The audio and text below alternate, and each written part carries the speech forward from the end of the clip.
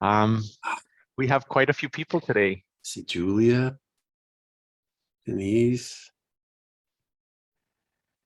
Good morning, everyone. Samuel, Ana de Chiesa, Good morning. Great to see you. Kashana, Hi. Chigoji, Hi, Elvis. Good to see you again. Elvis, Macheva. Julia. Hello. Stay safe. Hello. Chimuka, how are you? Wow.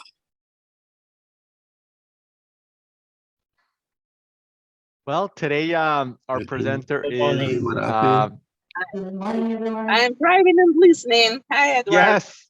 Stay Hello. safe. Hello, Julia. Yes.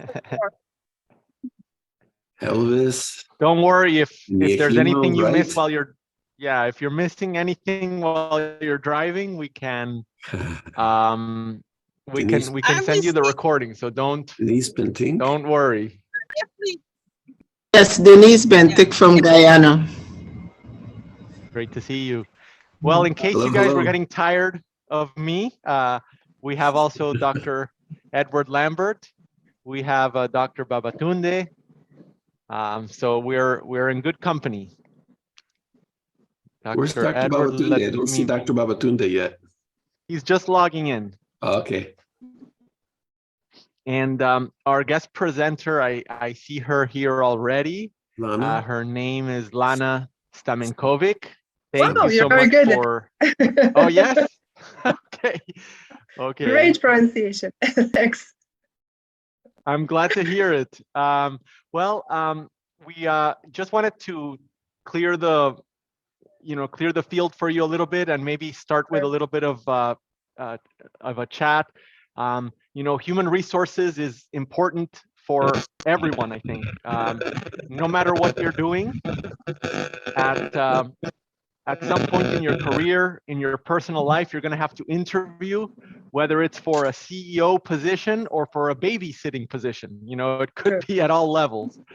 And no matter what industry we're in, we've always had team members that we have to collaborate with. We have expectations, we've got growth. And today's technology has made human resources in my 25 or so years of seeing it evolve, it has changed tremendously. The amount of candidates that are possible today. I mean, just looking today at the Zoom meeting, there are no more barriers. There's no more borders or artificial boundaries in the planet Earth. I think now anybody can participate in the global economy. We just have to present ourselves as the experts that we are in our field, and there's a tremendous demand that's not limited to our cities, our countries, or our geography.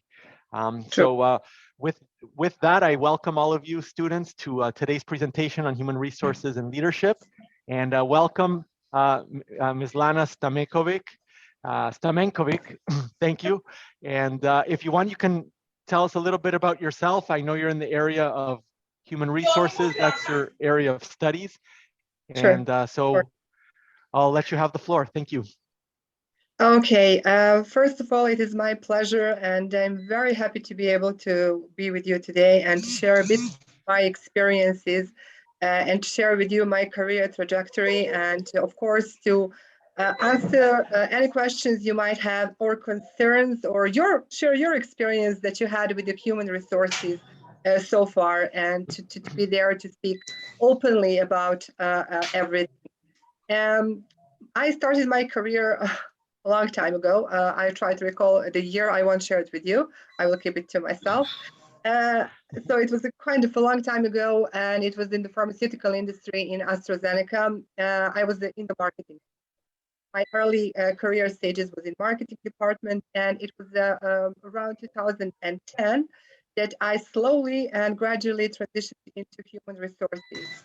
At that time, I was the business assistant of the management board of one big retail company here in Eastern Europe, where I'm based at the moment. And then at that point, like 12 years ago now, 13 years ago now, I learned how it is it's kind of my life mission to be working in this function, and how tremendously important is for me to first of all understand who I am, my values, my motives to be in HR department, to be able to understand people's motives, what inspires people, what motivates people, what demotivates people, because HR people, among other, are very much involved in creating and role modeling the culture. As an HR, I've been working in across industries, retail, pharmaceutical, and for the last 4 years, I've been mostly in the IT industry. And I'm currently managing the HR operations for the Eastern Europe for one global company. You might have heard of it. It was before called Bactera Edge. As of yesterday, we rebranded and it's called Scientific. So it's one of the leaders when it comes to AI, machine learning, different software platforms, and like the cutting edge technology. But regardless of which industry you work in, HR does not change a lot. Of course, it needs to adapt to the industry itself, but the main attributes and the hallmarks are pretty much the same. And it is something which will be part of my presentation today, to speak about the competencies of the HR as a function, especially of the people who are leading the function. Before I dive into my presentation for today, I would like to hear more of your experiences. If you're willing to share good or bad experiences that you had with people who are managing this function or just working in it. Anybody willing to just share their thoughts with me? Okay, guys, so you can get off your chest any bad experiences you had with your HR managers, with interviews, maybe getting stood up on an interview, maybe not getting a follow-up call. Something that I hear so many times, that people are ghosted or not getting any kind of feedback when they apply for a certain position in the company. That is one of the most common objections I've heard about the HRs, but I'm sure there are many others. If you go down below to the menu under reactions, you can raise your hand.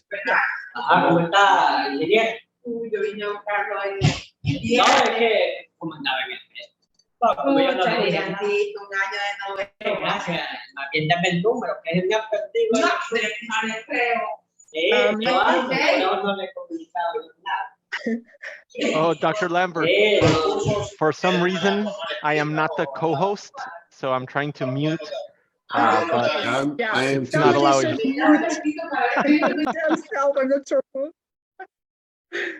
Okay, now it's much better. Okay. Okay, Mr. Ovura, am I right? Yes, Owure Emmanuel. Yeah. Okay, so mine is not really like a bad experience. I recall why I had to get this job in an interview. So the panel was just giving the questions, and I need to be familiar with the answers. So I was giving them. Then it got to a particular question that I'm not really very sure of. So one of the panelists could sense that I was somehow now agitated. So I was talking very fast and trying to get the answer.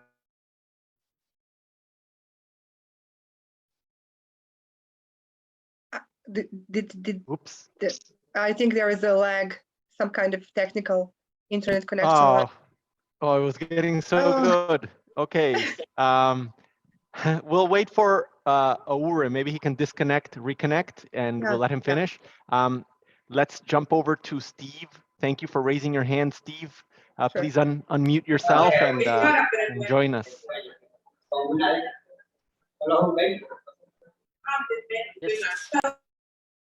Okay, so this is Steve. I am from the U.S. Virgin Islands, and I don't know if you've ever been here, but the background of Lana is almost as my background. I just wish. but my experience is a little different. It isn't. It is me doing our side in the bank. Okay, having to deal with, I don't know if you've ever dealt with people in the US Virgin. It's very from all the islands in the Caribbean, come up islands to make a light or bridge to United States. Having said that, so you find people from St. Lucia, from Trinidad, like I am, Barbados, and all over, but not all of them come with the same attitude, right? Of course. Some of them are aggressive. Like we have some Haitians here too. I'm not. Please, this is really only for educational. If anybody is from any of those islands, it's not intended to be. But yeah. So that has made, having managed a bank, it has made my life a little bit difficult on the HR side because you had to negotiate with people. You had to, and the instances where you have to ask them to leave, but you can't just ask them to leave. You have to go through a process of finding their weaknesses, and we call a gap analysis. So we do a gap analysis on each of them, where they were weak. We try to give them coaching, and we coach to bring them to the speed of the level we expect them to work at. And when they don't reach that level, we have to give them an ultimatum, you know? Yeah. Either change the job they're in or ask them to find another job. Yep. So that part of the HR side is a little different because I was actually doing HR, you know, and yeah. So I just Yes. I just I wanted can to hear what Lana had to say about that. Of course, very gladly. Employee cycle has a couple of stages, okay? Employment cycle, employee cycle, whatever you want to call it. The very first stage is the recruitment and onboarding stage, right? So HR should serve as a sort of a gatekeeper to try to highlight the possibility that the people who are not the culture fit to be employed in the first place. That will help us to resolve a number of subsequent mistakes and problems that we have. So it's very important for the company to understand whether the values that the person and communication style and values and everything else which constitutes and forms the culture of the company is something that is the personal value of the candidate and the communication style and everything else. So this is the first instance when you get this kind of information, whether the person would be able to fit within the company or not. They say, you know, and I completely agree with that. You can train skills, but you hire attitude. And I really, really align with that. I had numerous cases in my career then this proved right. So of course, it doesn't mean that you would look for the 100% qualified candidate who completely aligns with your values, because it would be impossible to find, you know. But you really need to look for the people who are teachable, okay, who can easily adapt, who are willing to learn and willing to change. So you need to look for those kind of attributes and characteristics in a person in order to say, okay, this person might not be, you know, 100% fit for the company, but he's teachable and he's willing to learn and change if needed. So that kind of gap would be easier to pass and to build a person who would be able to be productive, to be happy in his environment. So because it has ever been like that, but hiring is a two-way street. Right? It has always been like that. But we're now paying more attention to that at this point. So we need to look for the people who are the match for our company, not only because of the company's sake, but because of the sake of that employee and his experience, because he would be much more productive and happier working in the environment that aligns to his needs and wants and values than the vice versa, of course. I mean, that speaks for itself. Just want to comment on that. I teachable ideas, and that works. But when you give them that 30-day window or this 90-day window, and they're the best person ever to work with, and after the 90-day window of probation, they fall into their old habits. So they're falling into the employee of the bank, and now you're stuck with the other steps I just mentioned, gap analysis and training them up and trying to fit them in. Yes, sometimes now for me it's hard to say about whether these gaps are so big that we cannot let them go like that and continue after the probation period and stick to that employee. Now I'm speaking more like generically because I don't understand how difficult and how deep the gaps are. That's why we have the probation period. And from the standard practice, it's very important to know one thing.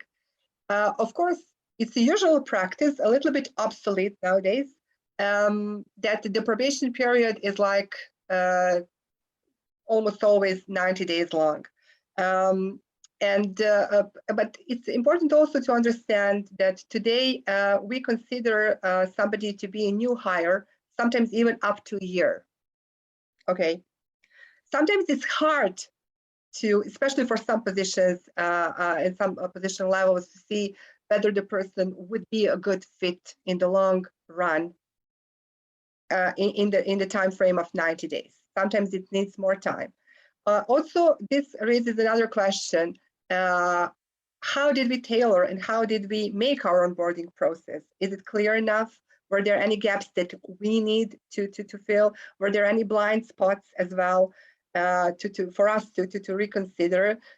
One of the practices that I established a year ago, and I find them very, very good, is that we have 4 times a year, we have these kind of onboarding meetups with the people who were onboarded in the last quarter to share with us their onboarding experience and what were the blind spots and how they would compare their onboarding experience in our company to the last company. So the thing is, I don't want to put everything on the as kind of on the company's end. It's not just the company and HR who needs to work to bring more better practices and everything to ensure that onboarding experience and everything would be better.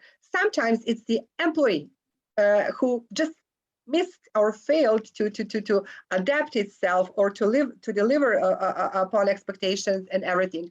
And then that's the thing we need to understand. But I want to say, at least from the HR perspective, from how I see it, the hiring and onboarding process are mainly HR-driven processes. So we need to understand that we did everything in our way to ensure that these are smooth, lean, and effective processes. Because hiring and retaining people is very expensive thing. From the company perspective, it's the cost if it wasn't done in a proper way and the employee leaves, either voluntarily or involuntarily. So HR is here to identify those blind spots in the recruitment and in the onboarding and to ensure as much as it's possible to, first of all, hire adequate candidates and onboard them properly. And after that, if those gaps are still here, then we obviously made a mistake. Then we will try to resolve this as peacefully as possible and to learn something from it. Excellent. Thank you very very good. Thank you very much. Well, Thank we've you, had a very long introduction. You know, we don't want to take too much time away from Sure. what you want to cover, Sure. but Elvis, Elvis Mecheba, if you have something you'd like to comment, maybe a little bit on the quicker side so we can get started with Lana's presentation. Go ahead, please. Sure. Yeah, I'm Elvis from EG, Equatorial Guinea. So the experience here with the company, I work for Marathon Oil. The experience here is quite different from what you said. I believe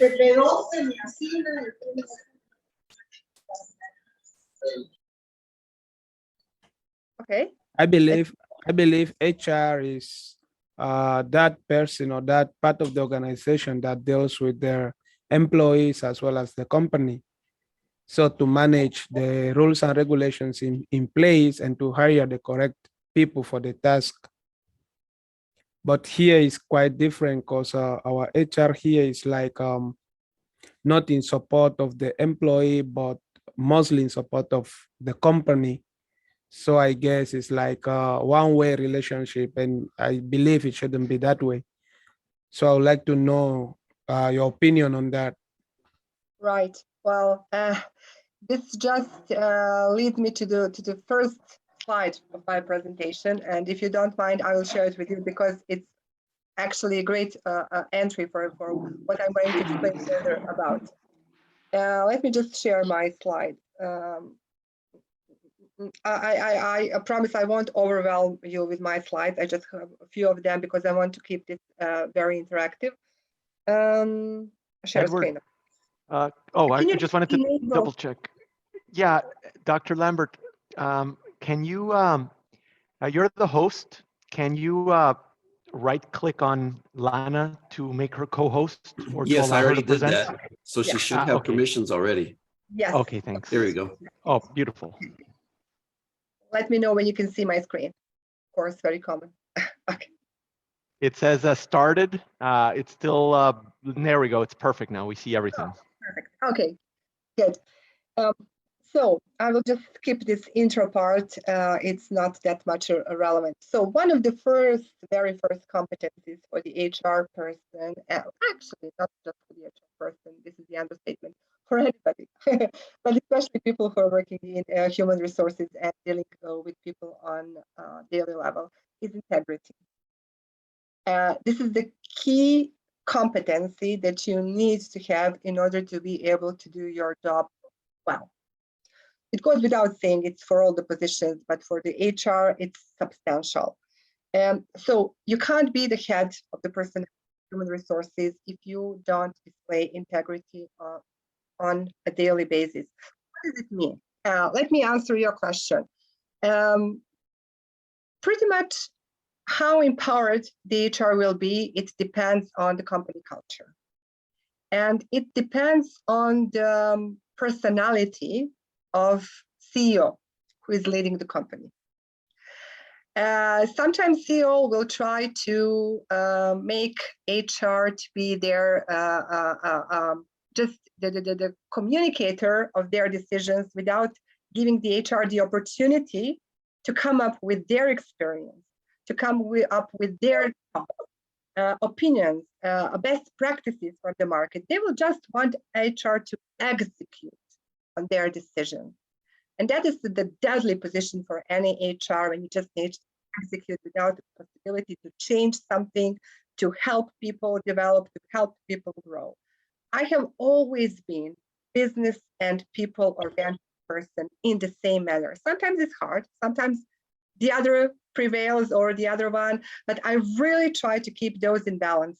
And I would never, ever work in the environment, or better to say, I wouldn't stay in the environment that doesn't give me opportunity to do what I am best in, and that is helping people grow, because I see this function as mainly helping people develop and consequently helping company grow. So what I want to say, this is the key ingredient, key competency for any HR person to be able to speak with integrity, to be able to have set of ethical principles, to be able to speak truth, no matter what the consequences are, to be able to very clearly and concisely speak about the consequences of either decision that is to be made, right? So numerous times I have been in the position that how I perceive people and their development, HR as a function, collides with what the management board or as the CEO perceives and how they envision the HR as a function. It happens numerous times, and it's a normal thing. But if I'm not able to share my experience, to present the risk that is being taken with each wrong decision, and to stand behind my decisions, then I'm not working out my integrity. I'm just there, nod my head, and that is what CEO expects for me. And that is not the environment where HR and people can thrive and grow. So it has to do a lot with integrity. You have to be brave to express your ideas. You have to be brave to take accountability for your decisions. And you have to be brave to move the needle. If you don't have that, then you're just following orders. And anyone can do that. You just follow the orders, you just execute. You don't need to know much about HR in that position. So I don't know what to tell you. It can be, of course, it can be the thing that HR doesn't want to take accountability and is given accountability and empowerment, but just doesn't brave enough to take it. But I don't know what is the situation in your company, but I see it as the integrity point. That's great. That's great. The answer was good. So I'll wait till the end of the slides. Then I may have some more questions. Sure. I mean, you can ask this moment if you want. But you can ask at the end. Thank you, worries. Lana. Yeah, so if as Lana's presenting the slides, if some comment or question comes up, please feel free to raise your hand and I'll be happy to call on you. Or you can type your question. If it's easier and you don't want to speak, you can just type your question in the chat box and I will refer to that later. Is that okay? Good. Somebody raise hand. Right? Or it's just my... okay. So the next competency that people, I'm now speaking from my perspective as the leader. Of course, there are executive assistant positions that I'm not going to talk about today, but from the perspective of the HR leader, leadership is something that needs to be on a high spectrum developed and to be continually developed if you want to lead this function and if you want to be a mentor and a coach for the people in the organization. So this good leadership skills, having good leadership skills is kind of essential to help employees grow, to guide them toward, to help them upskill, to help them reskill. You need to be the role model. The culture I was telling you about is driven by the leaders in the company. Let's say now there is a differentiation between managers and leaders. Now I'm speaking only about the leaders. Leaders are the role models. They promote behaviors in the company and other people just look up to them, to those behaviors that they promote through the values. So this is all the second very big hallmark and competency for the HR person to continuously invest in developing their leadership capabilities. Now talking about the leadership capabilities, it's a very broad topic for itself. What do you consider? Let's just tackle this question a little bit. What are the leadership capabilities that you consider to be the most important ones? Any thoughts on this?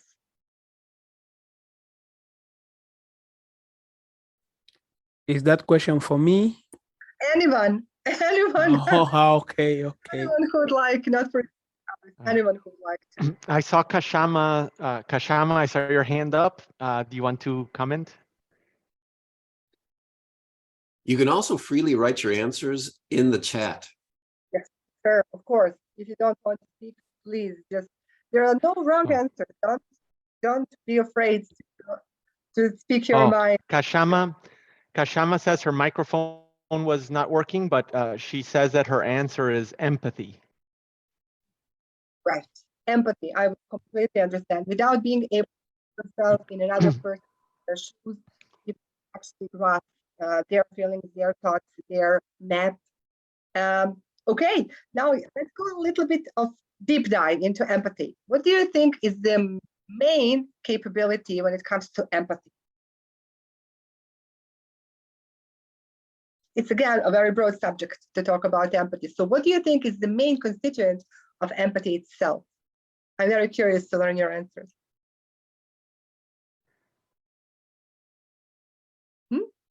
What do you think? We have Amie Hino Bright. Do you want to comment on this? I see your hand up. Yes. One aspect of empathy I know leaders need to actually develop is feeling for others, trying to put themselves in the shoe of their employees or co-workers and see what problem they are going through and how best they can help or help them overcome the problem or challenges they face. I agree 100%. What is the skill that can help us to put ourselves in other people's shoes? What is that particular specific skill that can pave our way in that direction? What do you think? It's a very specific one.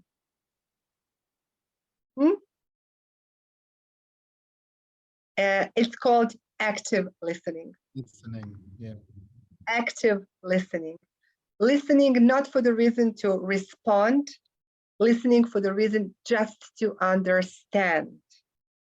That is the main competency for the HR person, not to put myself in that kind of defend myself position, even if I'm actively attacked for something, just to listen, to understand what are the wants and the needs, what are those kind of things that the person is non-verbally telling me, just to pick up those clues that the person is verbally and non-verbally trying to convey as their message. It's kind of essential skill that I'm still learning. 5 years ago, I was the kind of person who was finishing other people's sentences, and that was very bad. So I learned better. Now I listen actively and try to see what is this person trying to communicating, what their needs and wants are unmet, and how I can help with that. Not to try to find the perfect answer or to defend HR or myself. That is something that, like I said, I'm still learning and growing this specific skill in order to be more empathetic to people around me. We have a hands up from Jekpo. Please go ahead. I just wanted to add that maybe authenticity, it helps if the human resource person or the manager or the leader has been in that position, at that level, to identify with the person. You just said something. Okay. I just want to add that apart from emotional intelligence, we could have self-motivation. Yep. As a leader, you should be a self-motivator, because sometimes it could be so hard when you're working with people who don't really understand your vision. Completely agree. I can completely agree with you from two aspects. Many times leaders need to drive the change management process, which can be very tiring, very confusing and overwhelming for the leader and for the team that the person is leading. So if you're not able to self-motivate and self-manage yourself through these transition times that are very much common, it will be very hard to stay on track, to motivate other people, to engage them, to support them, and able to self-motivate and to be a driven person. I think it's very, very important. Completely agree with you. Thank you. I can't see all thank you for asking.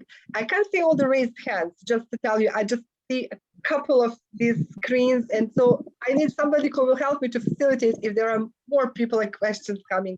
There's one, Dr. Lambert said spiritual intelligence. Wow, I like that. I like that. Can you elaborate a little bit more on what does it mean for you? The spiritual intelligence? Just elaborate, what does it mean from your perspective?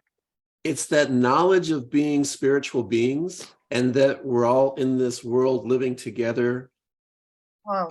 developing our stories, but we need to work together because ultimately, spiritually, we're all the same from the same family. That's kind of the idea. So huge.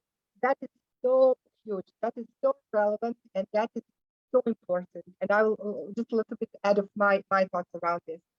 And go a little bit broader to get to the point. More than often in communication, we tend to take the situation and the communication personally.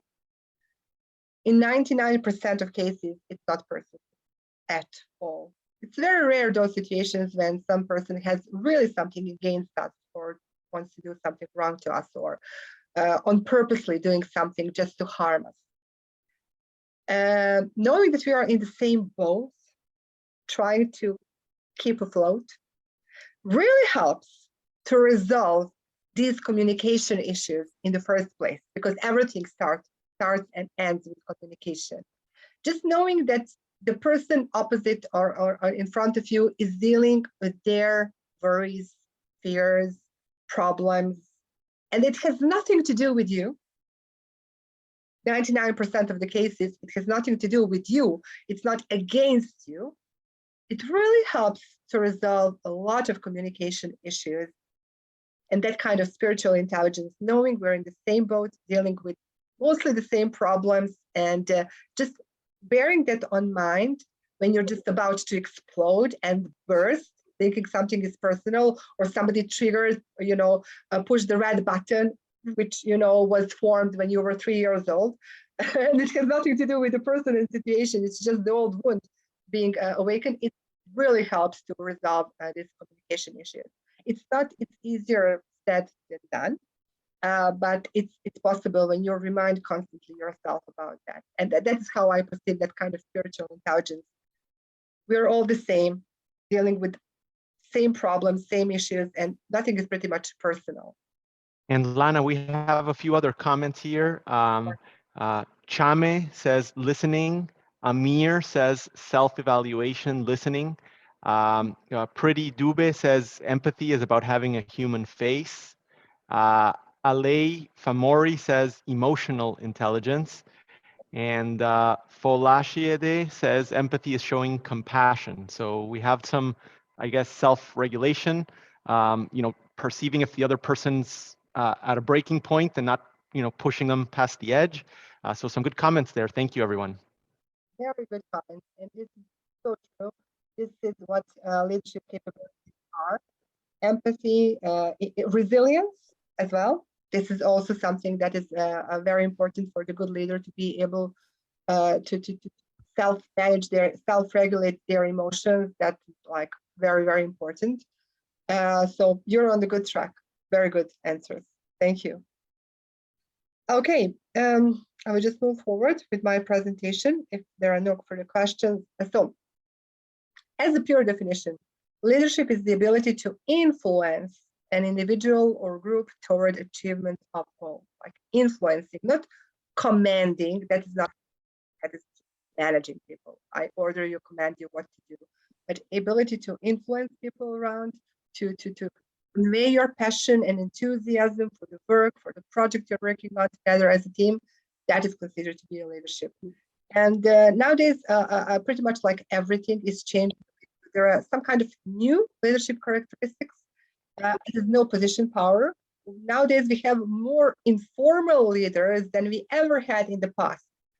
People who do not have that kind of formal hierarchy and title, but they are anyhow the leaders, the informal leaders in the teams. It's very important to understand that the leaders build value and culture. People look up to them. People, behave in the similar way that they behave. Also, good leaders nowadays have huge respect for the differences. They look for differences. They look for diversity, versatility. Two-way communication is essential now, not top-down. It's in all possible directions. It's peer-to-peer, top-down, bottom-up, all directions. And this communication is very frequent. It's not like an annual review that is so obsolete. it's like being able to give instant feedback is one of the main capabilities of a good leader, like not to wait for the next review or call or one-on-one meeting, just to give the instant feedback to the employee. It's something that new generations highly value. As you probably know, new generations want to grow very fast, and they need instant feedback, not to waste like 3 months to get the feedback that can help them grow. So really need to adapt. I'm so much into, and I think that is one of the HR capabilities that is becoming more and more common, is to research and learn about different generations and their wants and needs. So I'm now actively learning about the generation Alpha. Have you heard about it? It's the next generation after the Gen Z. It's the generation Alpha. Actually, it's now, today, those kids are 11, 12 years old. So I'm now learning about their their values, their system way of thinking, because they will ultimately be the working force in the next 10 years. So I need to learn in advance. And in order to tailor our work environment to suit their needs and to adapt to them, that is also something HR needs to keep in mind, because generations differ, their motives, their values differ, and we need to take this into account. Of course, it doesn't mean that we'll tailor the work environment only for one generation.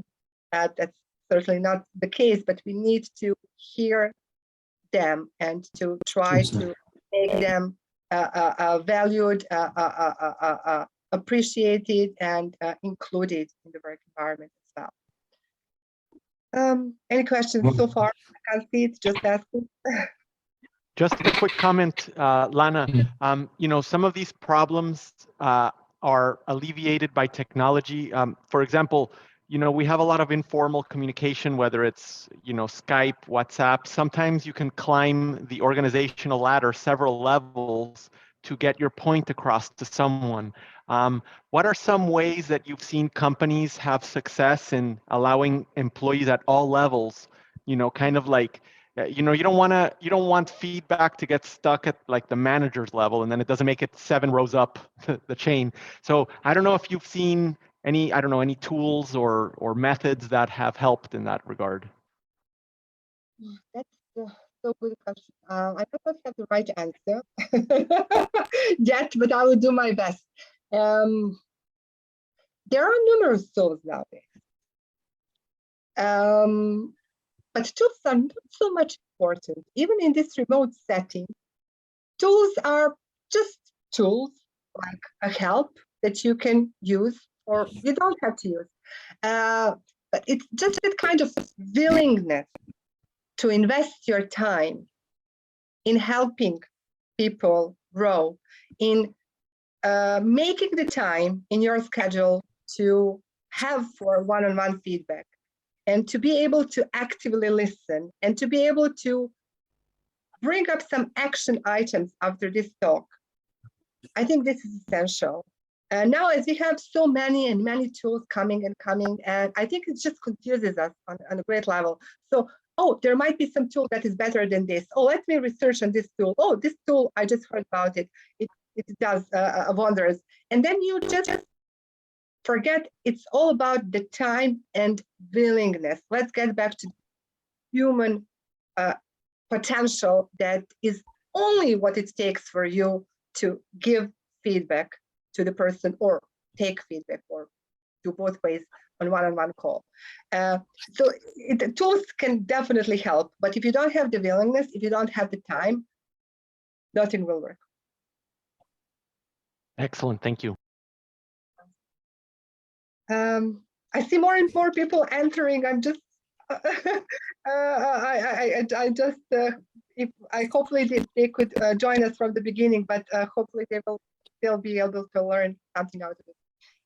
So of course, it goes without saying that communication skills in this kind of, this is essential for any position, especially for the human resource people who have to talk to different people throughout the day. Just today, I had 7 different calls with 7 people in different positions. So So it really took me some time to clear my head from the last talk and to get myself into this new talk, because different people, different positions, different worries, different concerns, different problems. So you really need to be able to concentrate, to actively listen. I will repeat it as much as it takes, that kind of active listening. Active listening, 5 minutes of active listening can really take you far in the communication with the person, and to be able to meet their needs. So this is something that is essential for the HR. Yeah. Any questions? Did I hear something? Oh, okay. Do you remember there is this image that very nicely represents the importance of nonverbal communication? So do you remember this percentage, how much we through nonverbal communication and how much we figure out through verbal communication? Do you know the ratio? Can you recall that? It's around 60% of communication is a nonverbal communication. So we tend to understand what the other person is telling us through 60% of their nonverbal communication. Around 30% is the tone of the voice, how they speak, something where they're speaking loudly or quietly, it's the tone. And only something like 7 or 8% is what the person is actually speaking. What are the words the person is talking to us? So 60% is the nonverbal communication. So you really need to pay attention to these nonverbal cues. There are so many trainings. I went through a lot of them to try to understand what the other person is actually saying.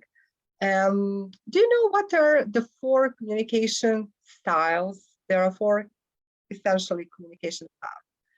Do you know what these are?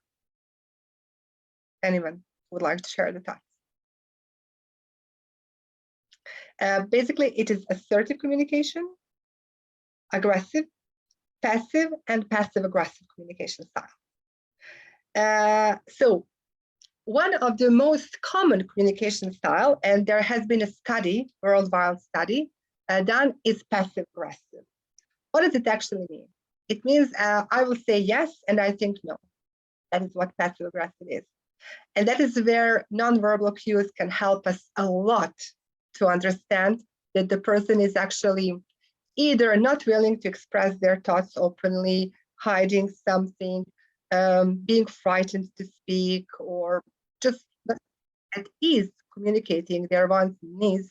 It's where these nonverbal cues can help us a lot to understand that the person is communicating passive-aggressively to us, not assertively. That's why being able to spot these hints is very, very important. So you will understand that the person is really having the opposite thoughts of what they are expressing and telling you. Okay, so the next one is, oh my God, learning agility. And there are all sorts of agility. There is a mental agility, people agility, change agility, results agility, self-awareness agility. These are all parts and constituents of the learning agility. There are 2 buzzwords nowadays, and they are called upskilling and reskilling, and I find them immensely important, especially to people working in the HR. You really need to be on the top of everything that is being a current trend in HR, in processes, in people development, learning and development, everything to stay atop of new trends, new problem-solving ways, everything. And again, why is it important? Because by displaying those qualities, you teach other people in the organization to do the same, to continuously invest in their learning, to proactively seek new ways how to stay atop of the either business or industry trends or whatever they want to learn. That's why it's very important, because HR is the role model of that behavior and that willingness to learn, to grow from the experience, to share knowledge, to apply it to successfully resolve problems and issues. This is This is really, really important. And of course, as an HR person, you really need to know a little bit about your expertise, to be able to handle employee cycle from the beginning to the end, from basically onboarding to offboarding, to be able to implement new trends, to be able to implement new processes, compliances, to continuously learn about the new trends when it comes on the job market, to be able to help people grow on the other hand, and to ensure the business continuity. Because let's not forget, HR is there to drive, to help business succeed in what they are doing. Of course, it is done through people, by people, and for people. That's why it's very important not to get sidetracked and to observe company only from the business perspective and forget about people, because people are actually taking the success or the failure of the company. And yeah, that is when it comes to my presentation. Now I'm free and open to hear your questions, any you might have. Excellent. Thank you very much, Lana, and lots of things to think about. And we'll see. Let me read here if I have any more questions. Here I have Chame Marape. He comments, self-awareness reminds me of the need to choose what the conscious mind focuses on so that the subconscious mind brings it to pass. Wow. Wow. Oh, wow. Excellent. This is a good point. Yes, our subconscious drives our decisions. I mean, our emotions specifically make our decisions. As much as we want to think that we are logically making some decisions, it's always up to our emotions. And mostly our emotions are driven by our subconscious. So yes, it's very important to pay attention to this. Agree. We have one request. If you could go back to your previous slide. I think they're taking notes or looking at it. Perfect. Okay, great. Yeah, of course. That's from Ingrid. Yes, a couple of requests there. Interested in that last slide. Share my presentation and you can share it with all the attendees today. Fantastic. Yes, that would be great. Thank you, Lana. So any questions or comments? Steve, you had your hand raised before, and then after Steve, we'll go to Elvis.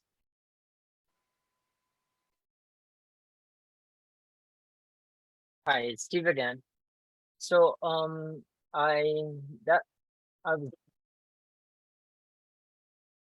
spiritual intelligence,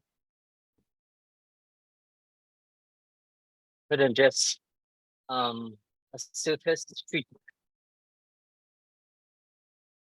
I just want to add a piece to that, where based on your experience and the gut feeling you have in that interview.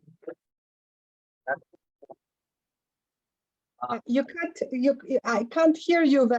Sorry, just the connection cuts and I hear every second or third word. That's my issue. Sorry, can you hear me better now? Okay, I can hear you better now. Okay, sorry, that's my speaker. So yeah, so it's the interaction, the eye contact, and the gut feeling that comes out in that interview, but that one-on-one is gonna add to. Just to see if I got it right. So do I rely on my gut feeling? From time to time, I have to say, yes, I do. It wouldn't be fair to say, no, I just rely on facts and that's it. No, but I really try to observe my gut feeling from different perspectives. So sometimes gut feeling can be deceiving. Sometimes gut feeling is just one or two experiences that you have had, and you try to match those experiences against what you're currently experiencing and to put it into that category or the field. So it can be deceiving, right? Yeah. But sometimes it goes with experience and with years of your age, that you can say, I can freely rely on this gut feeling, because I had many of the situations before when it turned right or wrong if I did this or that. And you can back this up with real situations, real experiences, and it's not being deceiving to try to sway you in this or that direction. But it really goes with experience, and even that you should just ask for the second thought if you are going to make a decision only based on gut feeling, not on facts. You just ask for the second in order to back up your thinking, in order not to do wrong to some person, especially when it goes to recruiting. Okay, so I hope I answered your question. Yes. Experience is one of the key components in that gut feeling, and I mentioned it. Yes. Just one Yes. more comment for Elvis. My comment is based on your people system, 360-degree system where you get feedback from the employees and it goes right through to the management, and there's a nice communication, the information that comes back to the employees. The very dynamic, um, experience the jet.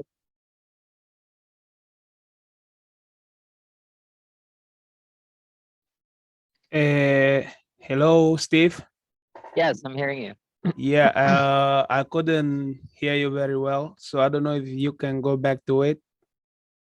Oh, here I go again. So can you hear me now? Yeah. Okay, so I was just saying that my experience, having heard your comments, we use a 360-degree cycle where we hear from the goes right back to the management team, and the management creates a response to the employees, and it goes, they make that kind of cycle. Okay. Now, you yeah, know? that's great. So The idea, but I believe that's not what's happening here. So okay. it's good to learn from it. I Elvis, have we're it gonna now. send Lana. We're gonna send Lana over to your. We're gonna send Lana over to marathon. That'll be great. That'll be great. That'll be great, actually. Good. I've made notes from you, Steve, and from Lana. As I'm now doing finance, so that'll be great to have it in mind. So by the time I'll need that, so I'll use it. And I raise my hand, Lana, to comment on your topic. It's been great, interesting for me. I hope everybody enjoyed that. I really, really enjoy it, and I'll recommend that topic. Thank you, Elvis and Steve, for your participation. Let me go to 3 more people who have had their hand up. Babatunde, if you can, then Robert, and then Onais. I think you wanted to say something. Go ahead, Babatunde, are you there? All right, yeah, thank you. I'll just make it brief. Great presentation, I must say, but a comment and like a question I'm trying to ask is that the subject of influence in Africa is a little bit different. So I was trying to ask Lena if she could include leadership at different phases in different countries. Because in most countries in Africa, when you study some of the coups, the attacks, the bandits, what is defined as influence is raw power, raw force. And sometimes it means people will have to obey you because you threaten to sack them, you threaten to kill them, and for them, this is influence for them, particularly in a lot of African countries. Wow, this is a huge topic. We will really need a new session so I can share my experience working with across the globe with different teams in different cultures, and speaking more about their leadership styles. Of course, what we were discussing today are some kind of general leadership capabilities, right?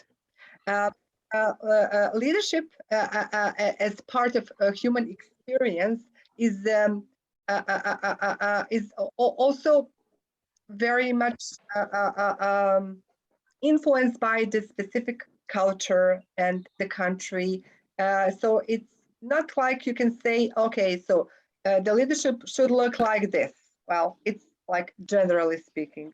Of course, there will be the differences, cultural differences between the different leadership styles. But what we were talking today are some kind of top-notch general leadership capabilities that should be, to a certain extent, developed for leaders, any leaders coming from anywhere. But of course, there will be specifics and differences regarding the cultures where these leaders come from. That's Well, we'll definitely be inviting you back, Lana, to answer that question and maybe other topics.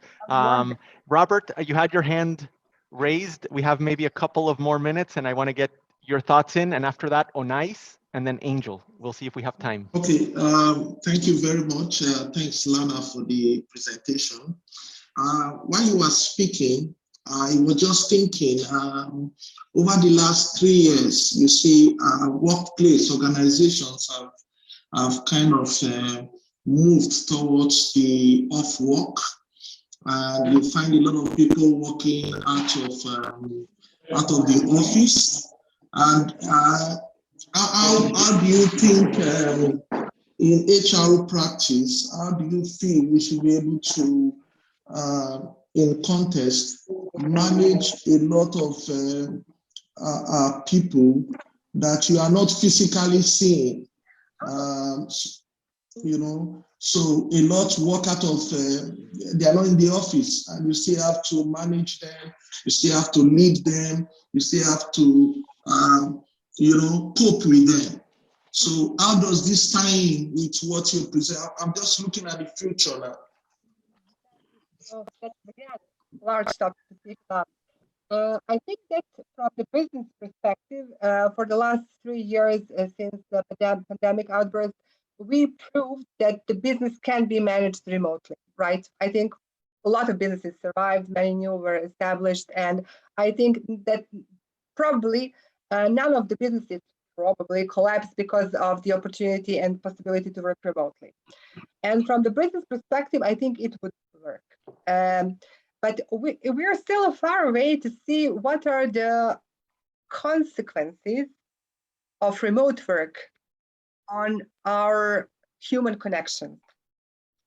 Not much time has passed since we started working remotely, and it's been going on. Zoom calls definitely function. We can see, we can convey our messages, we can, make presentations, report our results, we can have one-on-one meetings, but to see how it reflected on our human connection. Will it reflect in a negative or in a positive way that we are not able to be in the same person with each other to have more time to speak about some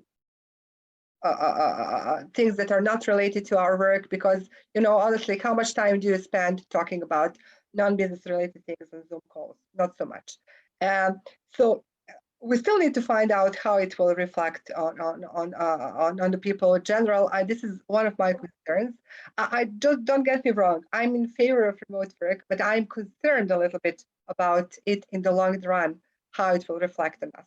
Because I've been, a lot of people came back to me and spoke to me about that they feel somehow alienated. Is it the word alienated?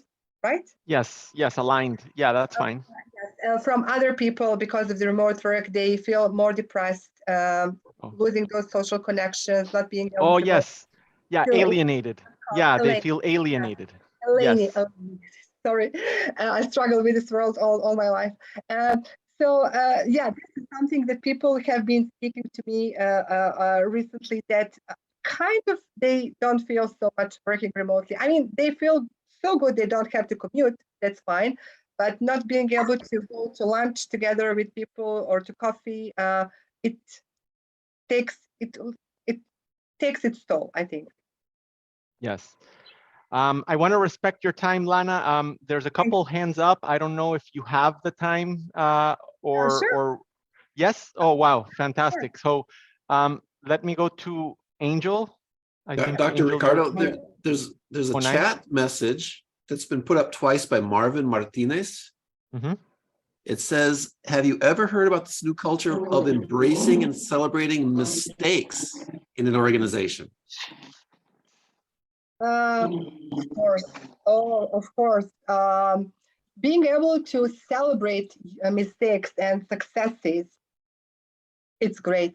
And the companies that pay attention to that secure time when they're going to celebrate their successes or tackle their failures to learn something from that is really contributes tremendously to creating that kind of warm, engaging culture. Because, you know, we don't get so much of kind of recognition and we don't feel that kind of personal contribution when we jump from one task to another, from one project to another. We accomplish, we finish something, but if we don't reserve time to praise ourselves or to praise other people, to give credit for that, then another accomplishment and another project just feels like that. Another accomplishment and another project without that recognition that is very, very important to drive engagement, to drive productiveness, efficiency in people. Then like it can be done by a robot. Like if there is no praise, if there is no recognition, is there a human aspect in that at all? Very true. And Onais, you had unmuted yourself a couple of times. You have something to share with us? Yes, thank you very much for the time, and it is very interesting. My question is like, what is the difference between HR and leadership? Because I feel like they are two different things. According to my experience, is that human resources, they specialize much on securing that the company is following all the law procedures of that country. But whilst leadership is more about leading people, showing people what to do and to achieve the goals. And then the other thing I would like to say is that in Angola, things are sort of different from what I'm hearing from now, because our human resources is a department on its own. It has nothing to do with the leadership in the field, but they secure that all the procedures of the law, they are being followed. And then they are not part of the training of the staff. I feel like next time, maybe let's put it in two different discussions, because for me right now, I think there are two big topics that we should learn about, because leadership, it is a big topic also, and human resources, it is a big topic of which we cannot, from my opinion, we cannot combine the two. But of course, I understand that cultures are different, but here in Angola, these are two different things altogether. Okay, I completely understand what you want to say. Let's clear something out. Securing and ensuring that the policies and procedures are in place, especially from the legal perspective, is very important for the HR. That's, let's say, one of the key pillars of the HR function from that perspective, to ensure that everything is in place, because, you know, it has to be from the legal perspective. So sometimes this can, not having time to train people, to teach people, to educate them how to give feedback, how to receive feedback, not having time to invest in promoting good leadership practices. Sometimes it can be, the reason can be that the HR as a function is understaffed, right? If you just have a few people in the HR and hundreds of people, well, they just need to reserve their time to make sure that everything is being done by the law, by the law of that certain country. Sometimes is the thing that people who are hired for the HR just don't have those competencies. They're juniors. So the company needs to reserve time that there is some senior or mentor who they can learn from. Of course, I mean, you cannot expect the junior person to be able to demonstrate from their experience leadership practices, because they can just tell you the definition of it, but they cannot speak from their personal experience about that. So it can be that either the HR as a function is understaffed and they need to take care of essentials, which policies and procedures are to some extent, or they are not at the level where they can teach and promote leadership practices.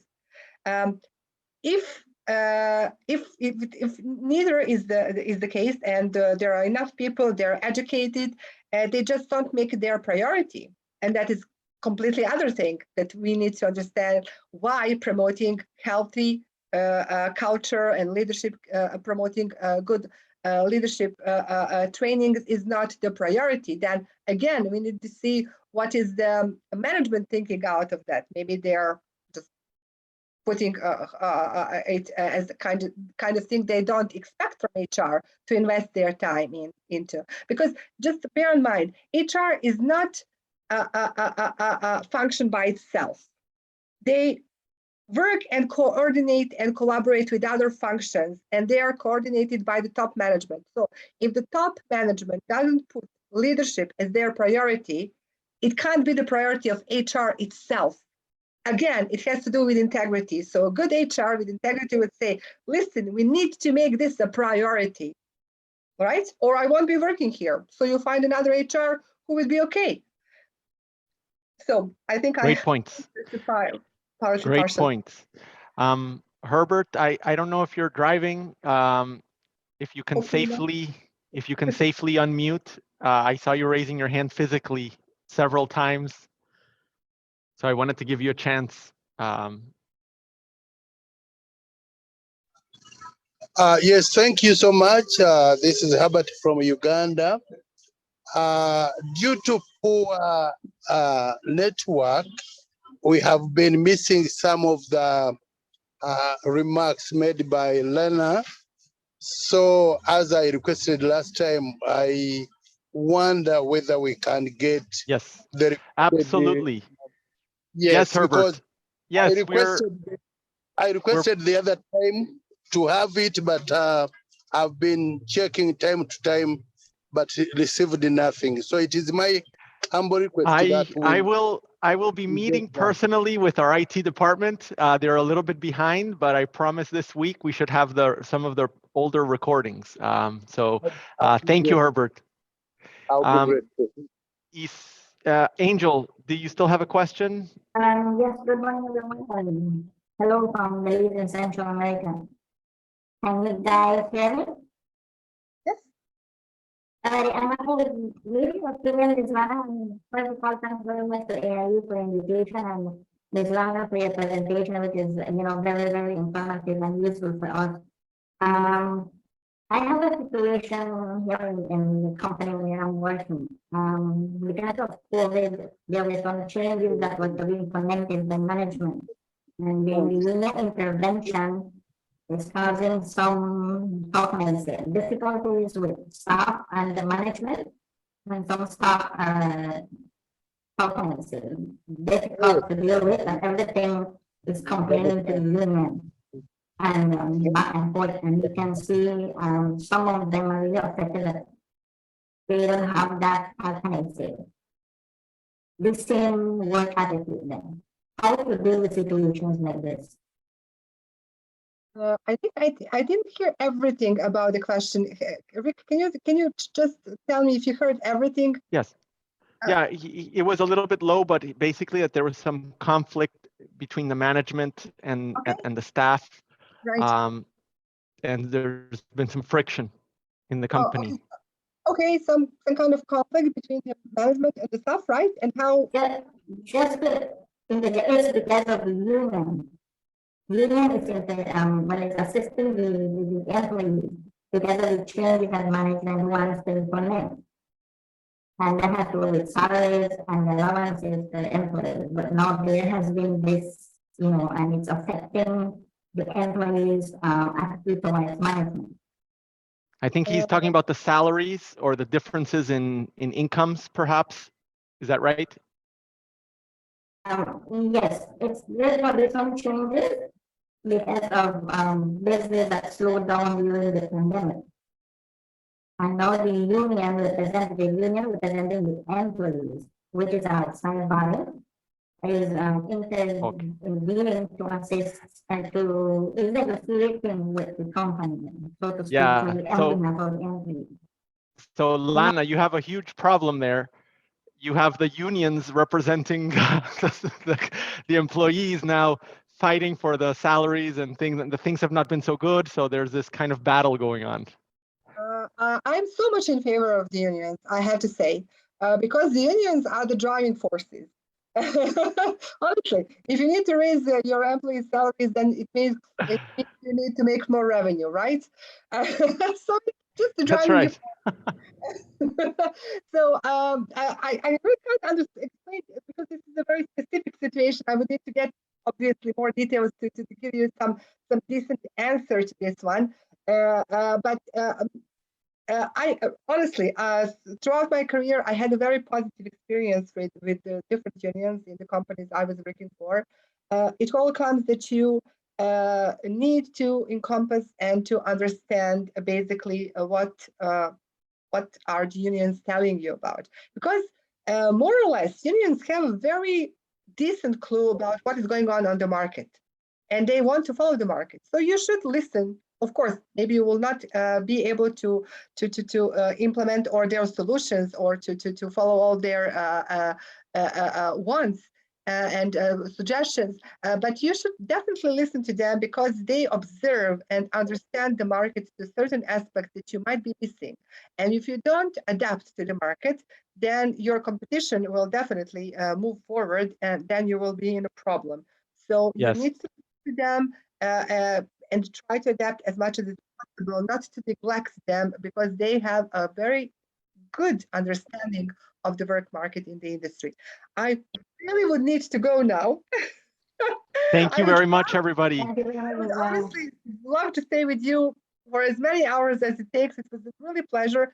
I really admire because you were so talkative, interactive, curious, willing to learn. I really appreciate that, and I would really like to be able to talk to you again. We'll hope to have you back. We'll definitely invite you. We'll be happy to see if you're available and have you back again. Thank you so much, everybody. I appreciate it. Thank you so Sorry much. if anybody didn't get to ask their question, but time has run out. But thank you so much for being here today. I appreciate it. Come back again tomorrow, 10 in the morning. We have another great presentation, and we hope to have Lana back in the near future. Take care, Lana. Mr. Rick, Thank you so much. I left a message for you. Yes, so Amir, I much. have it. Thank you very much. You're welcome. Have a wonderful day, everybody. See you again. Thank you so much. Ciao, ciao. Bye. Thank you, Ciao. Dr. Thank you so Babatunde. much. Bye. Thank you for everything. Bye-bye.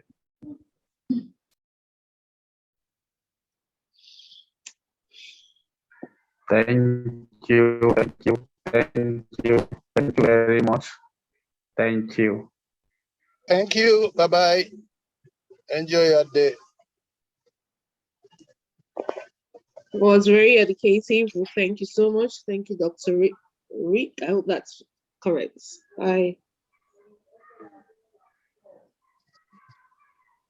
Bye, everyone. Thank you. See you later. I come back tomorrow. Excellent. We will see you tomorrow. Bye. Yes, tomorrow. Umberto, thank you so much. Thank you very much for the message. I will see you tomorrow. Thank you. Thank you.